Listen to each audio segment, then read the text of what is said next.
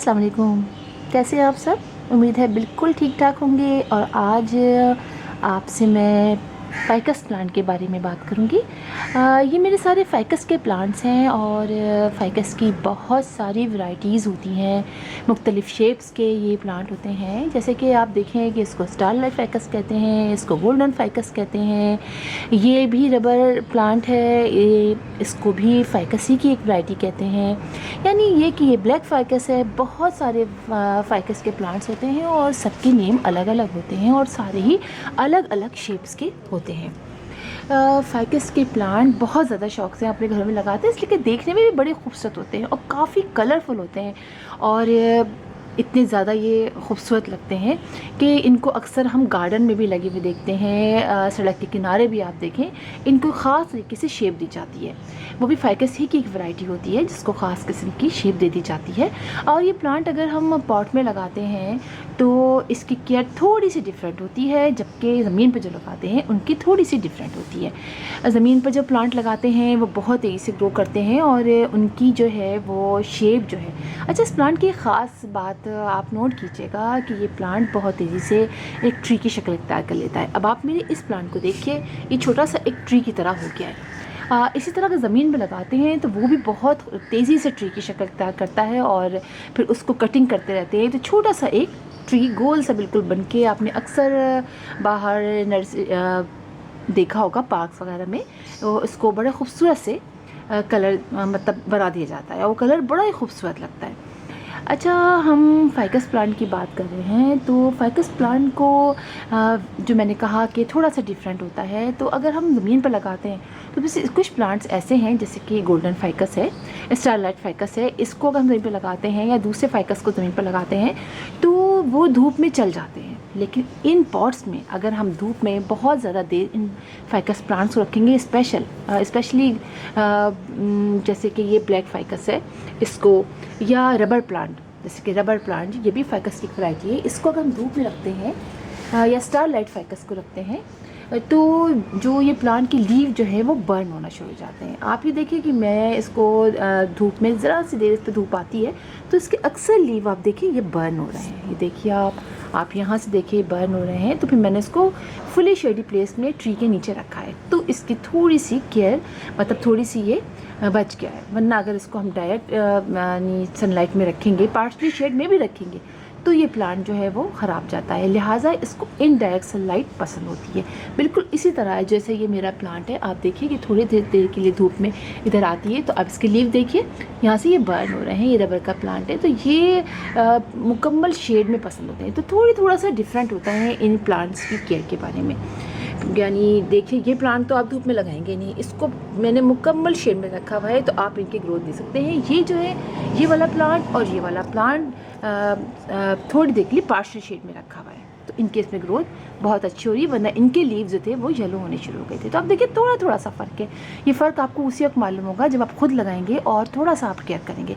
इसलिए कि हम तो बता देते हैं आपको कि इसको इस तरह रखना है, लेकिन बाज़ औक़ात ऐसा होता है कि कुछ जगह इसकी सही नहीं होती है तो वो प्लांट की लीव सूखने लगते हैं। जैसे कि मेरे इन दोनों की लीव सूख रहे थे तो मैंने इनको पार्शियल शेड में रखा है और इसके लीव मुकम्मल गिर गए थे तो मैंने इसको फिर बिल्कुल फुली शेड में रखा है। तब आप देखिए कि इसके लीव्स कितने अच्छे हो गए हैं। और फ़ाइकस प्लांट की अगर हम बात करें मिट्टी की, तो हर प्लांट की तरह इसकी सॉइल भी हमें वेल ड्रेन बनानी है। आप उसमें बालू मिट्टी की मिक़दार थोड़ी ज़्यादा रखिए, कंपोस्ट की मिक़दार रखिए और कोकोपीट की रखिए। तो अच्छी वेल ड्रेन सॉइल रखिए ताकि ये प्लांट जो है वो मतलब उसमें पानी भी डले, मॉइस्ट रहे, लेकिन बहुत ज़्यादा पानी इसमें खड़ा ना रहे, वरना इस प्लांट के लीव जो है वो ख़राब हो जाते हैं और रूट्स डैमेज हो जाती हैं, फिर वो प्लांट हमारा बचता नहीं है। अच्छा, इस प्लांट की एक और बात भी है, ये प्लांट थोड़ी सी अगर हम गड़बड़ कर देते हैं तो ये अपने लीव यानी इसके सारे लीव झड़ जाते हैं। जैसे कि मेरा ये प्लांट है, ये आपको मैंने बताया कि मैंने थोड़ी देर के लिए धूप में रखा तो इसके सारे लीव झड़ गए। फिर मैंने इसको शेडी प्लेस में रखा कम्प्लीटली। और तो फिर एक दिन हुआ ये कि बहुत ज़्यादा गर्मी पड़ी तो मैं इसमें 2 दिन में पानी नहीं डाल सकी तो इसके सारे लीव झड़ गए। तो मतलब ये कई वजह से इसके लीव झड़ते हैं। बहुत सारे लोग पूछते हैं कि हमारे फ़ाइकस प्लांट के लीव झड़ जाते हैं, येलो हो जाते हैं, ब्राउन हो जाते हैं। तो उसकी वजह होती है कि ये 3-4 वजह के 3-4 वजूहात की बिना पर इसके लीव झड़ जाते हैं। जैसे कि मैंने आपको बताया, पानी कम हो जाएगा तो झड़ जाएंगे, धूप में हम इसको रख देंगे ज़्यादा देर तो झड़ जाएगा, इसके अलावा इसके अंदर पानी ज़्यादा हो जाएगा तो झड़ जाएगा। तो इस तरह की कुछ चीज़ें होती हैं, तो अब हमने खुद चेक करना पड़ेगा कि हमने क्या गड़बड़ की है। ये तो हमने खुद ही चेक करना पड़ेगा, तभी हम इस प्लांट के बारे में समझ सकेंगे। अच्छा, इस प्लांट को मैं बताऊं कि बहुत आसानी से प्रोपगेट किया जाता है। इसकी कटिंग बहुत ईज़ी लग जाती है, और जैसे कि बरसात का सीज़न शुरू हो गया है तो आप बहुत ईज़िली इसकी कटिंग लगा सकते हैं। इसकी कोई भी कटिंग यहाँ से लीजिए और डायरेक्ट आप सॉइल में लगा लीजिए। वेल ड्रेन सॉइल हो, आपकी अच्छी सॉइल हो, और वो लगा के आप उस पर प्लास्टिक की कवरिंग कर दीजिए, कोई शॉपर चढ़ा दीजिए और देखें, और शेडी प्लेस में रखिए। और पानी बहुत ज़्यादा नहीं डालना है, आपने चेक करके डालना है, या एक दफ़ा डाल के आप थोड़ा छोड़ दीजिए उसको, और आप चेक करते रहिए। आप देखेंगे थोड़े दिनों में इसके जो ब्रांचेस आप लगाएंगे वो लग जाएगी।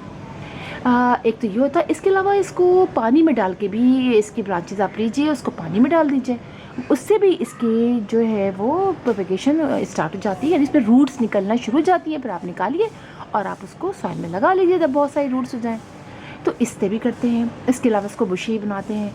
आप ये देखिए कि मैं अपने इस प्लांट को मुसलसल पिंचिंग करती हूँ। इसकी कोई भी जगह देखिए, कोई भी आगे की ब्रांच नहीं है, इसलिए कि मैंने सारी इसकी पिंचिंग कर दी है। उसकी वजह से हो ये रहा है कि इसमें एक के बाद दो के बाद 3 ब्रांचेस निकल रही हैं। तो इस तरीके से इसको हम बुशी करते हैं, तो ये बहुत प्यारा लगता है, ऐसे ये फैल जाता है। अच्छा, ये बात भी हमने कर ली। अब हम बात कर लेते हैं इसके फर्टिलाइज़र की। तो इस प्लांट को आप लिक्विड फर्टिलाइज़र दीजिए, बहुत अच्छा लगता है इस प्लांट को। और स्पेशली गोबर की खाद का आप दे दें, NPK का दे दें, तो इसको फर्टिलाइज़र आप हर 15 डेज़ में दे दीजिए, तो ये इसके लिए बेस्ट रहता है। और अगर आप इसको गोबर की खाद का फर्टिलाइज़र दे रहे हैं जैसे ड्राई फॉर्म में, तो आप साल में 2 से 3 दफ़ा दे दीजिए। एक आप बरसात में जैसे सितंबर में दे दीजिए, और एक आप दे दीजिए फरवरी में दे दीजिए, या फरवरी में दे दीजिए, ये बेस्ट रहेगा। तो मैं भी इसी तरह देती हूँ, जब देखती हूँ कि साल में 2 दफ़ा, कोई लिमिट नहीं है कि मैं इसी टाइम पे दूँ, थोड़ा सा आगे पीछे हो जाता है, तो इस तरह आप दें तो ये प्लांट के लिए बहुत अच्छा आता है। अच्छा, एक बात और मैं आपको बताऊँ कि कभी इसमें कीड़े भी लग जाते हैं, मिली बग लग जाते हैं, तो आप नीम ऑयल का स्प्रे कर दीजिए, और नीम ऑयल का स्प्रे कर दीजिए। और अगर आपको लगे कि बहुत ज़्यादा लग गए हैं, तो फिर आप कोई भी बाज़ार से ले आइए,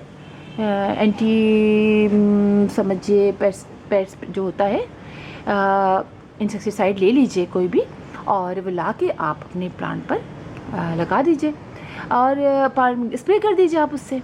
तो कोई भी आप बाज़ार से ला सकते हैं। इसके अलावा ये कि आपको लगे कि इसकी ग्रोथ थोड़ी कम हो रही है, तो आप इसको ये भी कर सकते हैं। जैसे इंडोर की बात कर रही हूँ मैं, इंडोर आपको लगे, आपको रखना है, ग्रोथ की बात कर रही हूँ। इंडोर आपको लग रहा है कि आपने डोर रखा है, और आप इसको ऐसी प्लेस जगह पे रखिए जहाँ पर हल्की सी लाइट आती हो, विंडो से आती हो, या ट्यूबलाइट जलती हो, और आपको लगे कि इसकी लीफ ख़राब होने लगे, तो आप 2 पॉट रखिए, ये बेस्ट रहता है। 1 पॉट आप अंदर रखिए, 1 पॉट आप बाहर रखिए, और कुछ दिन 1 पॉट अंदर रखिए, कुछ दिन 1 पॉट बाहर रखिए।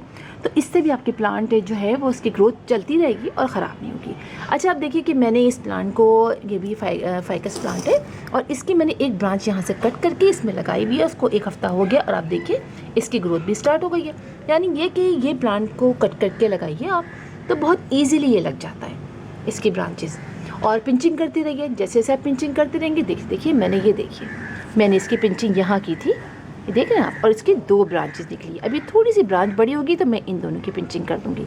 सो ये प्लांट इस तरह से बुशी होता चला जाता है। ये बात भी हमारी हो गई। और आपको लगे कि हल्का सा किसी कीड़े का अटैक हुआ है, तो फिर आप ये कीजिए, आप जो हम घर में बनाते हैं उसका ये हरी मिर्च ले लेते हैं, लहसुन ले लेते हैं, इनको पीस के आप उससे स्प्रे कर दीजिए।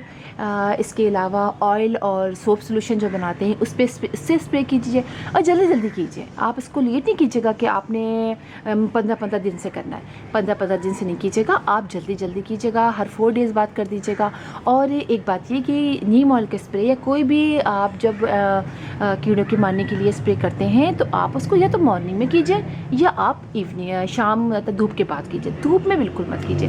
होता ये है कि जब धूप पड़ जाती है, गलती से भी फ़र्ज़ करें, जैसे कि मैंने ये 2 प्लांट पार्टीशन में रखा हुआ है, और या फिर हमने ज़मीन पे लगाया हुआ है और हम उस पर स्प्रे करेंगे तो वो लीव जल जाते हैं। लिहाजा आप उनको स्प्रे जब कीजिए तो आप उनको मॉर्निंग में कर लीजिए, सुबह ही सुबह कर लीजिए, या फिर आप धूप ख़त्म होने के बाद शाम को कर लीजिए।